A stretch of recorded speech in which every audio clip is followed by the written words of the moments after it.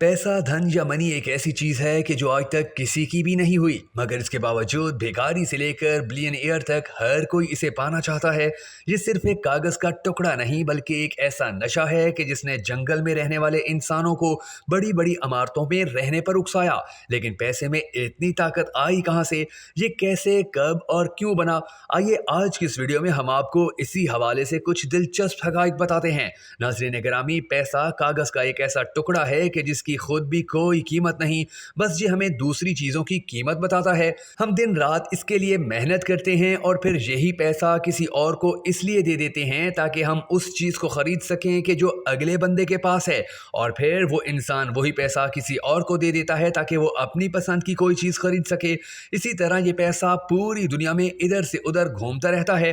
क्या आप जानते हैं कि इस वक्त दुनिया में कुल कितना पैसा मौजूद है? अगर नहीं जानते तो जान लीजिए कि जो पैसा इस वक्त दुनिया में नजर आता है वो 40 खरब डॉलर से भी ज्यादा है, और जो पैसा नजर नहीं आता वो 1300 खरब डॉलर से भी ज्यादा है। अब सवाल ये है कि आखिर ये इतना सारा पैसा आया कहां से और इसे किसने बनाया? नाज़रीन ग्रामी, आज से 17,000 साल पहले जब पैसे का नामो निशान तक नहीं था, तो 15,000 कबल मसीह का ये वो वक्त था कि जब इंसान छोटे छोटे कबीलों में रहा करते थे। इनकी जिंदगी का सिर्फ एक ही मकसद था कि शिकार करना और किसी भी तरह जिंदा रहना। मगर शिकार एक ऐसी चीज है कि जो हर रोज नहीं मिलता, लेकिन भूख हर रोज लगती है। लिहाजा ये भूख ही थी कि जिसने हर कबीले को दूसरे कबीले से कोई चीज लेने और देने पर मजबूर कर दिया। तुम हमें ताजा गोश्त दो और हम तुम्हें अपने हथियार देंगे। इस लेन देन में दोनों का ही फायदा था, क्योंकि अगर छीन कर कोई चीज ली जाए तो एक बार तो वो मिल जाएगी, मगर दूसरी बार उसका मिलना बहुत मुश्किल है। लिहाजा एक दूसरे से लड़ने वाले इंसान मिलजुल कर रहने लगे, हर कोई एक दूसरे से ट्रेड करने लगा, और हजारों साल बाद जब लोगों की आबादी बढ़ती गई और वो शिकार के अलावा खेती बाड़ी भी करने लगे, तो बॉर्डर सिस्टम की कमियां सामने आने लगी। इतने सारे लोगों के साथ ट्रेड करने पर ये याद रखना मुश्किल हो गया था कि किससे कौन सी चीज लेनी थी और किसे कौन सी चीज देनी थी। ये याद रखने के लिए लोगों ने कल्ले के छोटे छोटे टुकड़ों पर लिखना शुरू कर दिया। उस वक्त गुलामों को पैसे की तरह इस्तेमाल करना एक आम बात मानी जाती थी। फिर वक्त गुजरा और कुछ ही अरसे में कमोडनी मनी ने इन लोगों की जिंदगी आसान कर दी। लेकिन इसकी एक बहुत बड़ी प्रॉब्लम थी, और वो ये कि उस वक्त ये पता करना बहुत मुश्किल था कि मेरे पास जो चीज़ है उसकी कीमत क्या है। हर कमोडनी मनी अपनी अलग कीमत रखती थी, और अब हमें कोई ऐसी चीज़ चाहिए थी कि जिसकी कोई एक ख़ास कीमत हो और वो ज़्यादा देर तक रह सके, क्योंकि जानवर और अल्कोहल जैसी चीज़ें वक्त के साथ ख़राब हो जाती हैं। 600 कबल मसीह यानी आज से 2600 साल पहले एंशिएंट ग्रीस में शुरुआत हुई मेटैलिक मनी की। सोने और चांदी को मिलाकर ऐसे सिक्के बनाए गए कि जिन पर शेर और बैल बना होता था। लोगों को दिन रात की मेहनत के बाद सिर्फ 2 ही सिक्के मिलते थे। दुनिया में सिक्कों की शुरुआत 1000 कबल मसीह में सबसे पहले चाइनीज ने की थी, जो पीतल और तांबे के सिक्के बनाया करते थे। फिर वक्त गुजरा और हर सल्तनत के बादशाह ने अपने नाम के सिक्के बनाना शुरू कर दिए। लिहाजा इन सिक्कों के जरिए ट्रेड करना बहुत आसान हो गया था। 500 कबल मसीह वो दौर था कि जब ओवरसीज ट्रेडिंग जोरों शोर से चल रही थी। सिक्के जितने ज्यादा हों उतना ही ज्यादा उनका वजन होता है, और वजन ज्यादा होने की वजह से वो समंदरी जहाज में जगह भी ज्यादा लेते थे। फिर उन्हें ट्रांसपोर्ट करने में बहुत वक्त लगता था, जिसकी वजह से सिक्कों के चोरी होने का खतरा बहुत बढ़ जाता। और तो और सिक्कों को गिना तो जा सकता था, लेकिन इतने ज्यादा सिक्के भला गिने कौन?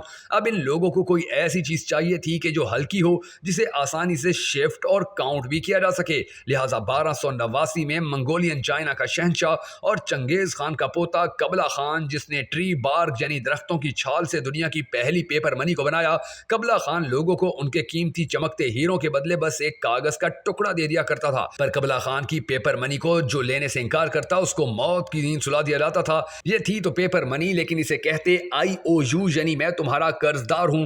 वो कर्ज ऐसा था कि कागज ले जाओ और जब चाहो वापस देकर अपने सोने के सिक्के ले जाना। लोगों ने सोचा इस कागज को सोने और चांदी में बदलवाने के बजाय क्यों ना सिक्कों को ही ट्रेड किया जाए। लिहाजा ये आइडिया चाइना के बाहर हर जगह फैलने लगा, और जाने अनजाने में एक ऐसी ताकत की शुरुआत होने वाली थी जिसे रोकना नामुमकिन था, और वो ताकत थी बैंक्स पेपर मनी। इसकी वजह से इंटरनेशनल ट्रेडिंग इस इंतहा तक बढ़ गई कि IOUs यानी उस वक्त की पेपर मनी हर किसी के पास मौजूद होने लगी। लेकिन IOU एक ऐसी चीज थी कि जो वो जितना चाहे छाप सकते थे। लिहाजा लोग भी वो पेपर मनी लेने लगे, क्योंकि उन्हें सोने के सिक्कों के चोरी होने का डर रहता था। और आप ये तो जानते ही हैं कि बैंक पैसा कैसे कमाता है। लिहाजा अब वो मनी बैंक इन लोगों को IOUs उधार देने लगा, जिसकी वजह से शहर के अंदर पेपर मनी बहुत बहुत ज्यादा हो गई। पेपर मनी ज्यादा होने की वजह से एक ऐसी चीज सामने आई कि जिसे कहते हैं इन्फ्लेशन, यानी कि महंगाई। जो चीज एक आईओयू की थी वो बढ़कर 10 आईओयू की हो गई। उस बैंक में इतने सोने के सिक्के नहीं थे जितनी पूरे शहर में पेपर मनी थी। और जब लोगों को यह पता चला कि आईओयूज की कीमत कम हो रही है तो वो अपने सोने के सिक्के लेने के लिए उस बैंक की तरफ भागे, और उस बैंक के पास इन सबको देने के लिए कुछ भी नहीं था। लोगों का बैंक्स पर से भरोसा उठ गया और कई सालों तक किसी ने बैंक पर गौर ही नहीं किया। अब वो अपने सोने के सिक्के घर में छुपा कर रखने लगे, जिससे पैसे का सर्कुलेशन बहुत कम और बहुत सी परेशानियां बढ़ने लगी। 1816 में ब्रिटेन एक नया कानून सामने लेकर आया कि जितना गोल्ड हमारे पास होगा हम उतनी ही पेपर मनी प्रिंट करेंगे, जिससे महंगाई भी नहीं होगी और कर्ज भी एक लिमिट में दिया जाएगा। इसे कहते हैं पेपर मनी को गोल्ड स्टैंडर्ड के मुताबिक करना। और देखते ही देखते सारी कंट्रीज अपने पेपर मनी को गोल्ड स्टैंडर्ड के मुताबिक करने लगी। फाइनली 1900 में अमेरिका ने गोल्ड स्टैंडर्ड को अपना लिया। 1930 के दौरान अमेरिका में ग्रेट डिप्रेशन चल रहा था, क्योंकि चीजों की कीमत कम थी और कंपनीज इतना पैसा कमा नहीं रही थी कि वो अपने एम्प्लॉयज को सैलरी दे सकें। तब लोगों के पास ना तो पैसा था और ना ही जॉब्स, और इसी का हल निकालते हुए 1933 में प्रेसिडेंट फ्रैंकलिन डी रोजवेल्ट ने डॉलर और गोल्ड का रिश्ता खत्म कर दिया। अब सिर्फ पेपर मनी ही बाकी बची थी। लिहाजा अब बैंक्स के पास वो ताकत वापस आ गई कि जिसका फायदा उठाना उन्हें अच्छी तरह आता था। इन्फ्लेशन पर कंट्रोल करने के लिए अमेरिका ने सेंट्रल बैंक फंड्स बनाया, जो ये रेगुलेट करता था कि मुल्क में पैसा ना तो ज्यादा हो और ना ही कम, लेकिन वो डॉलर जो आप गोल्ड में कन्वर्ट करवा सकते थे, जो आपके लिए एक आईओयू था, अब सिर्फ वो ही बाकी रह गया था। आज पूरी दुनिया में जितनी भी करेंसी है, चाहे वो पाकिस्तानी हो या इंडियन, सब की सब फेट मनी है। अगर ये कागज का टुकड़ा कुछ नहीं है तो हम इससे सब कुछ कैसे खरीदते हैं? क्योंकि हमें बस ये यकीन है कि इसके बदले हमें कुछ मिलेगा।